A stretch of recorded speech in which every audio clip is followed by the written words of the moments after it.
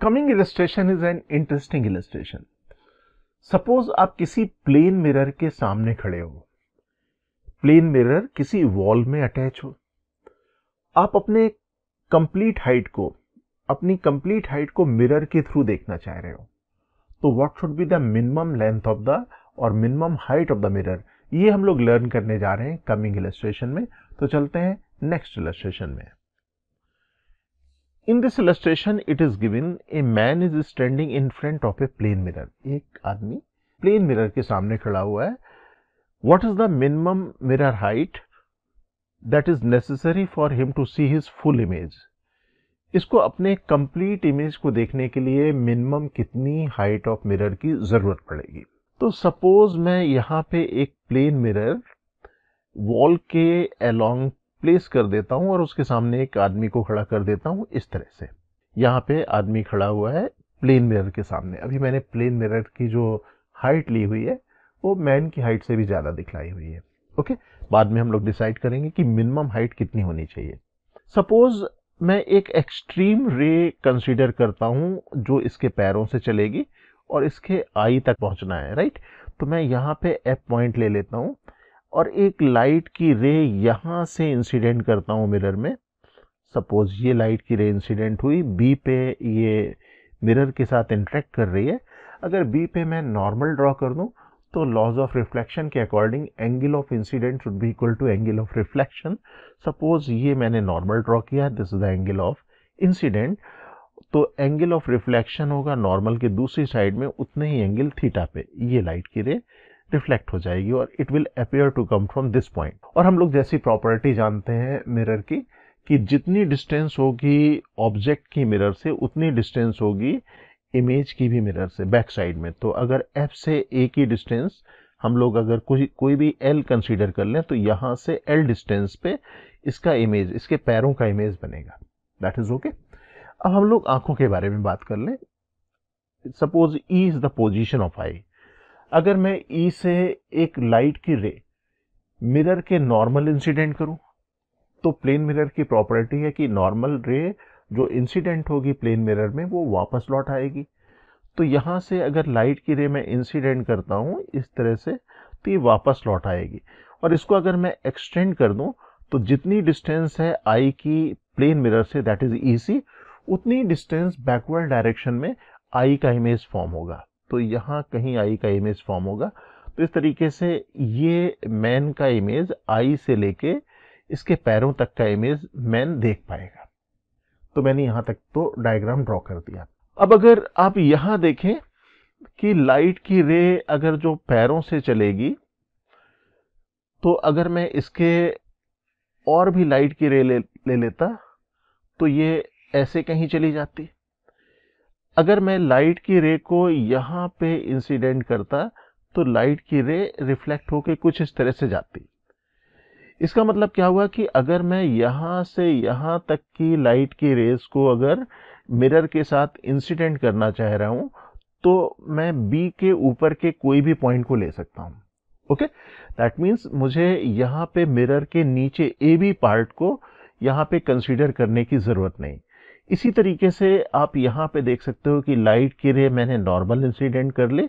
तो अगर मैं आई का इमेज देखना चाह रहा हूं तो मिरर के ऊपर सी के ऊपर जो पार्ट है मिरर का उसकी कोई जरूरत नहीं होगी।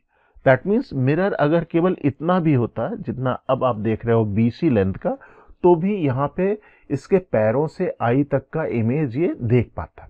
ओके, अब यहां से अगर मैं एक लाइन ज्वाइन कर दूं, ये मैंने यहाँ पे लाइन ज्वाइन कर दी, तो आप यहाँ फॉलो कर सकते हो कि ये एंगल थीटा है, ये एंगल भी थीटा है, दोनों एंगल इक्वल है और this line is common. That means this length should be equal to this length.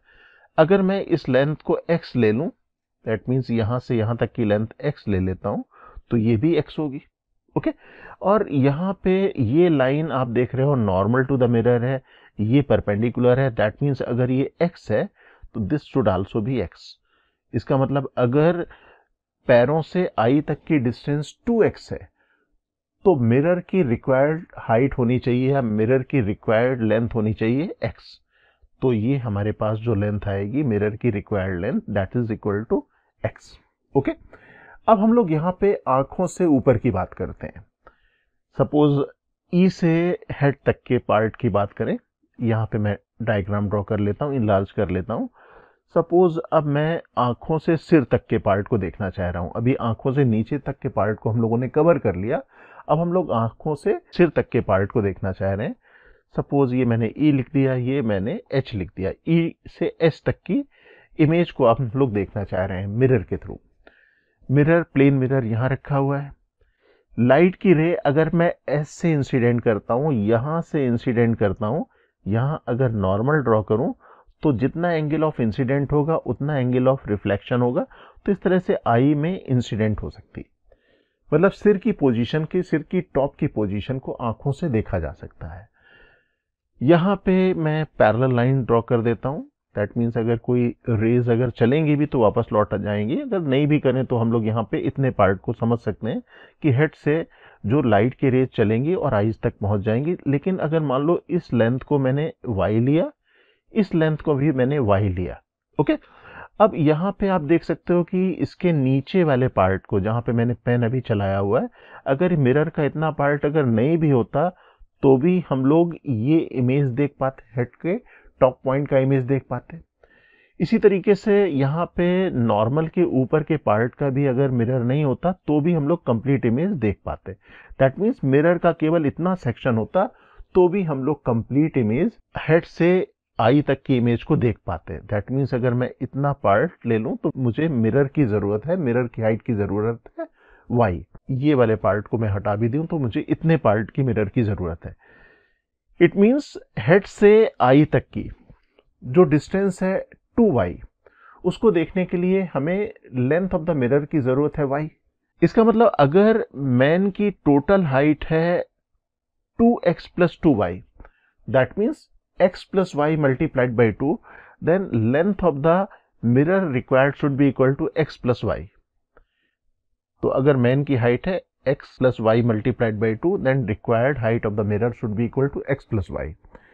x plus y जो मैन की हाइट है उसकी हाफ है। इसका मतलब अगर आप कंप्लीट इमेज देखना चाह रहे हो मैन का, तो height of the mirror, minimum height of the mirror should be half the height. तो अगर आपकी हाइट है सपोज 6 फीट, तो आपको मिनिमम 3 फीट के मिरर की जरूरत पड़ेगी अगर आप पूरा इमेज देखना चाह रहे हो। Dear aspirants, Cengage India has launched the new edition of our JEE Advanced Physics books. Please visit www.cengage.co.in to buy a copy. You can also buy the books from Amazon or Flipkart.